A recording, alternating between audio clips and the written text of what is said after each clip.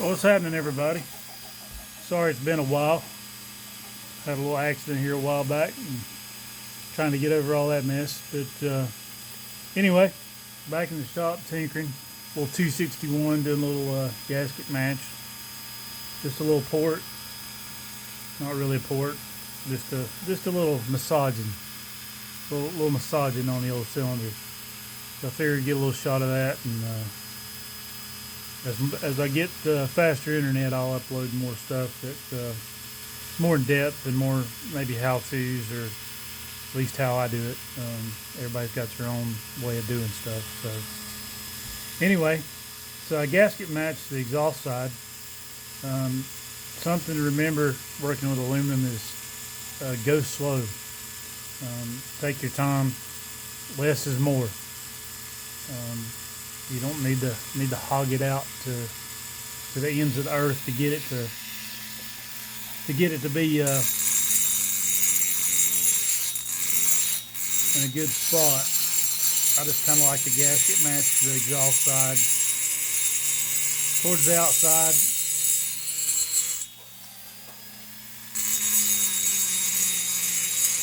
I don't really mess too much with the height in the back. The customer just wanted I don't know, he didn't want a screamer. But since I had the Helia core, he stripped out the plug, so I had to re-tap that, and I'm gonna put an insert in it. So yeah.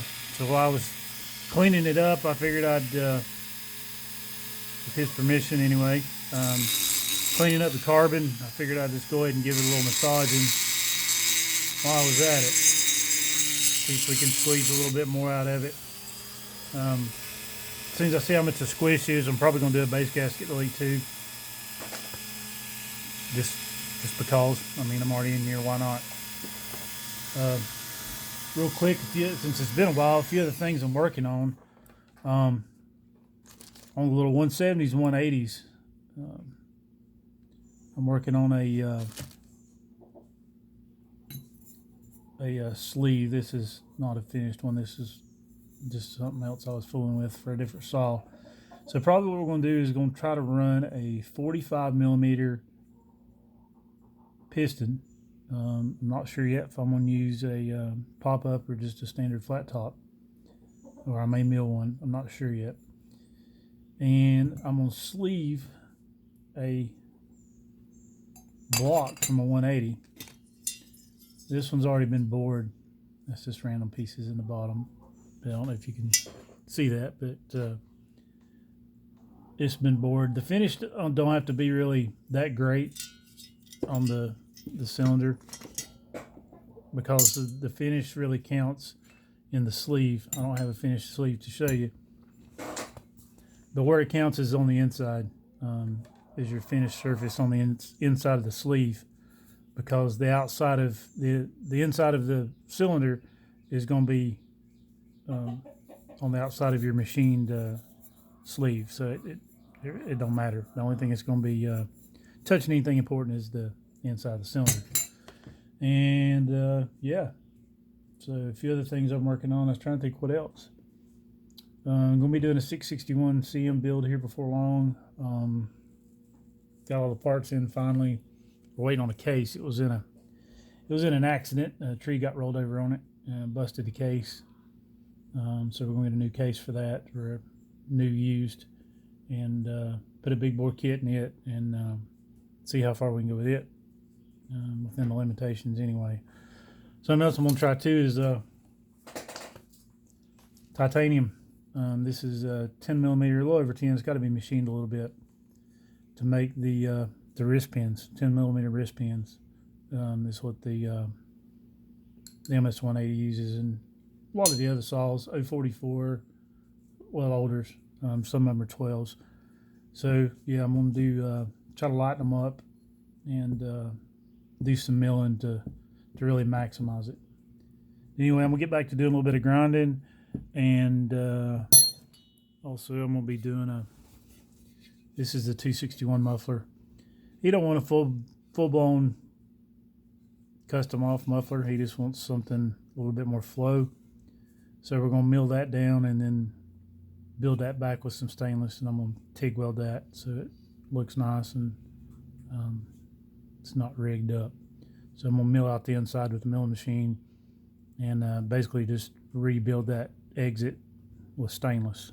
So it'll be, actually it'll look pretty stock, but that whole inside, the whole interior of that will be opened up, and this will come on out, so it won't get the handle hot or blow on the operator.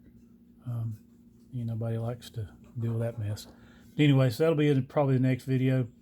I'm going to probably cut this one short because, like I said, I've got zero internet connection here other than my phone. We're signed up for Starlink. Hopefully that'll come about in the near future. That would be a game changer for videos and things like that. And hopefully I can get into some how-tos, or at least how I do it, a little bit more informative. Just with my limited time, it's hard to post lengthy videos, so they've just been short clips, and I feel like at times they might be boring or at least not as exciting enough for it to hold someone's view. So if you like the video or you don't like it, leave a comment, thumbs up, subscribe. It really helps out the channel get started.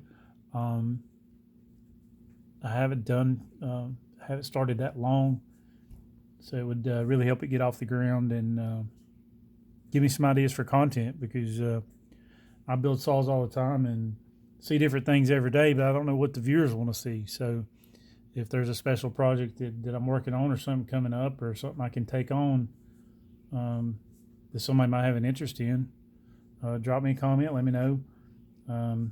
I'll see if I can come up with something. But anyway, so let's get back to grinding for a few more minutes and let you go.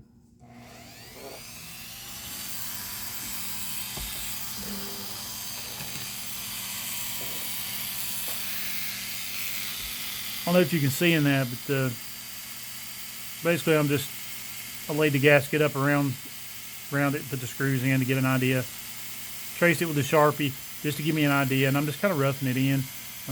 I'll finish it out a little smoother with some paper, but I just like to get all the burrs and humps. And I hit the transfers a little bit. Like I said, it's not going to be an all-out race saw / screamer, but I was in here cleaning up the carbon, and the customer said why not. So we're going to see how she turns out. Not really doing anything with the timing.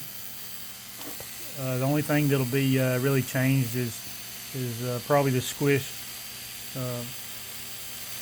If I decide to do the base gasket bleed, I'll just have to see how that goes.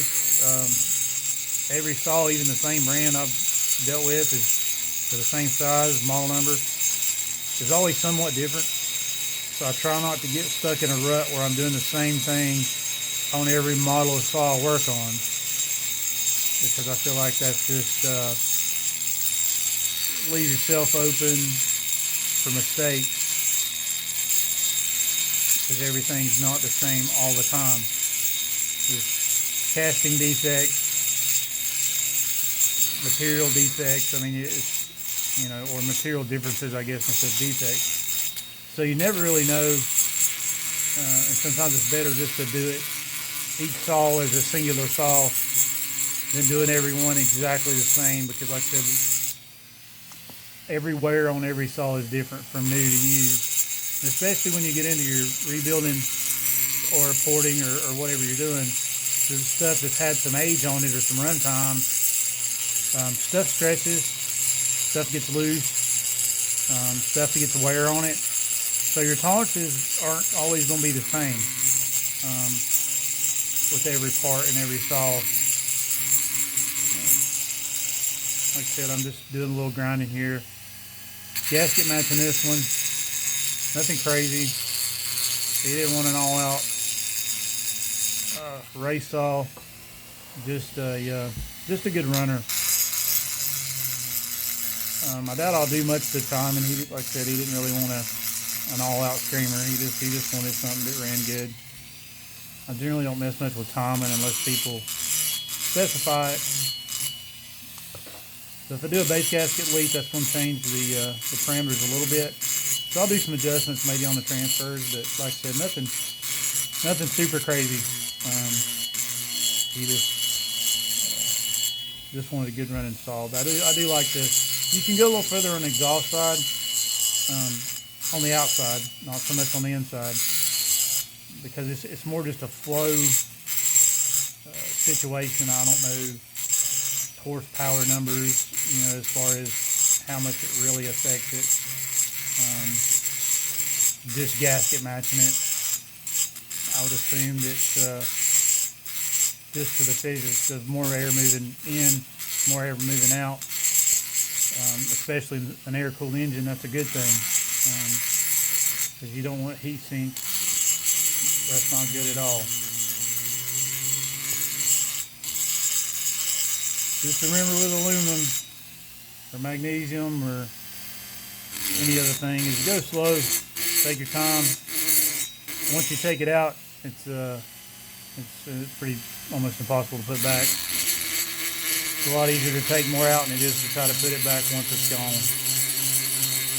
So anyway, all right, guys, I'm gonna go for now. I'm getting to my limits. If you like the video, like I said, or don't like it, comment. The only way to improve is to take the bad with the good and the good with the bad. So yeah, subscribe. That's important. That helps me, helps the channel get off the ground, and ultimately bring y'all something interesting. So yeah, thank you.